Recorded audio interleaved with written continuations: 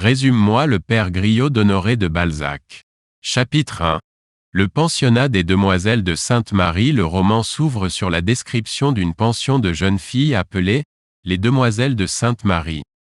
On y rencontre deux des principales protagonistes, Eugène de Rastignac, un jeune étudiant pauvre venu de la campagne pour étudier le droit à Paris, et Madame Vauquer, la propriétaire de la pension. Eugène a des ambitions sociales et est prêt à tout pour y parvenir. Madame Vauquer est une veuve qui dirige la pension avec une main de fer. Chapitre 2.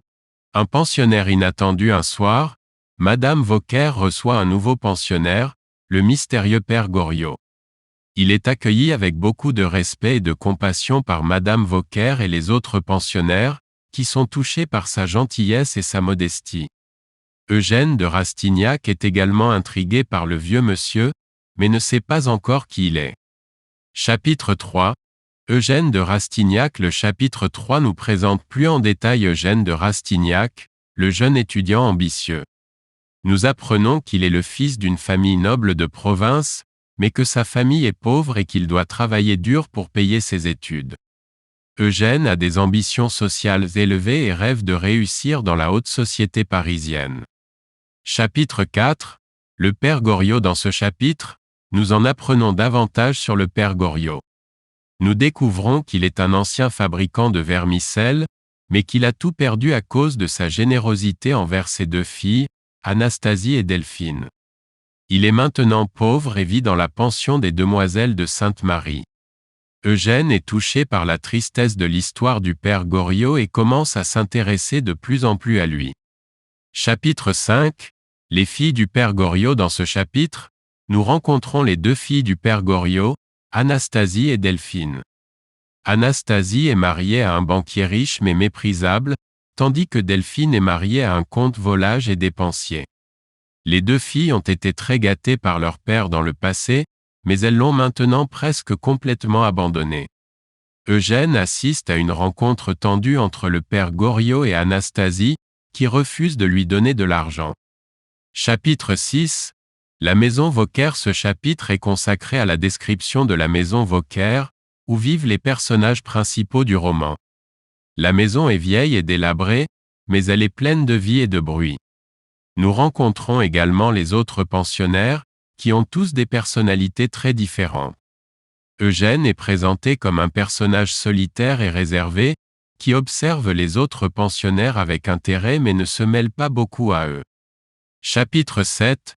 Les mystères de la pension. Dans ce chapitre, nous découvrons que Madame Vauquer est une femme qui aime les commérages et les ragots.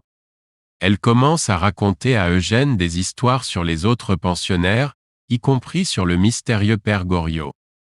Eugène est intrigué par ces histoires et commence à enquêter sur le passé du père Goriot. Chapitre 8. Les mystères de la pension. Suite.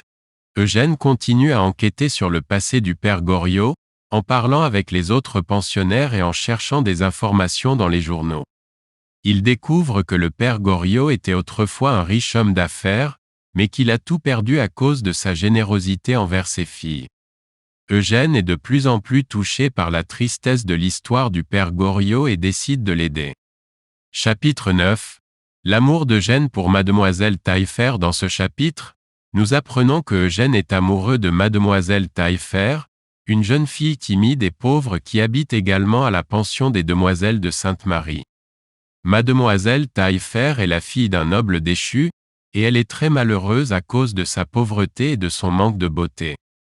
Eugène est touché par sa tristesse et essaie de la consoler. Chapitre 10. La soirée chez les Beauséant. Dans ce chapitre, Eugène est invité à une soirée chez les Beauséant, une famille noble qui est très en vue dans la haute société parisienne. Eugène est très excité par cette invitation, car il voit cette soirée comme une opportunité de se faire des contacts importants. Pendant la soirée, il rencontre Delphine de Nucingen, la fille du père Goriot, qui est très belle et charmante. Eugène est immédiatement attiré par elle. Chapitre 11. L'illusion de l'amour. Dans ce chapitre, Eugène commence à fréquenter Delphine de Nucingen et tombe rapidement amoureux d'elle. Il croit que leur amour est réciproque, mais en réalité, Delphine ne voit en lui qu'un moyen de se distraire de son mariage malheureux. Eugène est aveuglé par son amour pour Delphine et ne se rend pas compte qu'elle le manipule. Chapitre 12. La vie dissolue de Delphine. Dans ce chapitre, nous découvrons que la vie de Delphine est très dissolue. Elle a une liaison avec un homme appelé de Marsay, qui est connu pour être un séducteur invétéré. Delphine a également une relation tendue avec son mari, qui est jaloux et possessif. Eugène est de plus en plus préoccupé par la situation de Delphine et essaie de l'aider. Chapitre 13. Les intrigues de la haute société. Dans ce chapitre, nous assistons à une réception chez la duchesse de Carigliano, où Eugène rencontre de nombreux personnages importants de la haute société. Il est étonné de voir à quel point la vie de cette société est remplie d'intrigues et de rivalités. Eugène est également choqué de voir à quel point les gens riches et influents peuvent être superficiels et méprisants envers les moins fortunés. Chapitre 14. Le secret du père Goriot. Dans ce chapitre, Eugène découvre le secret du père Goriot. Il apprend que Goriot a donné toute sa fortune à ses deux filles, Anastasie et Delphine, dans l'espoir qu'elles seraient heureuses. Cependant, les deux filles ont épousé des hommes riches et ambitieux qui les ont encouragées à couper les ponts avec leur père. Le père Goriot vit maintenant dans la pauvreté, avec seulement une chambre modeste dans une pension. Eugène est horrifié par la manière dont les filles du père Goriot l'ont traité et décide de prendre en charge une partie des frais de la pension. Chapitre 15. La visite des filles du père Goriot. Dans ce chapitre, Anastasie et Delphine rendent visite à leur père à la pension. Eugène observe leur comportement avec dégoût, car il voit à quel point elles sont méprisantes envers leur père. Anastasie et Delphine sont plus préoccupées par leur statut social que par le bien-être de leur père. Eugène est bouleversé par cette scène et décide de quitter la pension pour de bon. Chapitre 16. Les ambitions de Rastignac. Dans ce chapitre, Eugène commence à avoir de grandes ambitions. Il rêve de devenir riche et puissant, et de se venger de la société qu'il a toujours regardée de haut. Eugène se rend compte que pour réussir dans la vie, il doit être prêt à tout sacrifier, y compris ses principes et sa moralité. Chapitre 17. La chute de Goriot. Dans ce chapitre, le père Goriot tombe gravement malade. Eugène et madame Vauquer s'occupent de lui, mais les filles du père Goriot ne viennent pas le voir. Goriot meurt finalement dans la solitude et la pauvreté, tandis que ses filles assistent à un bal somptueux.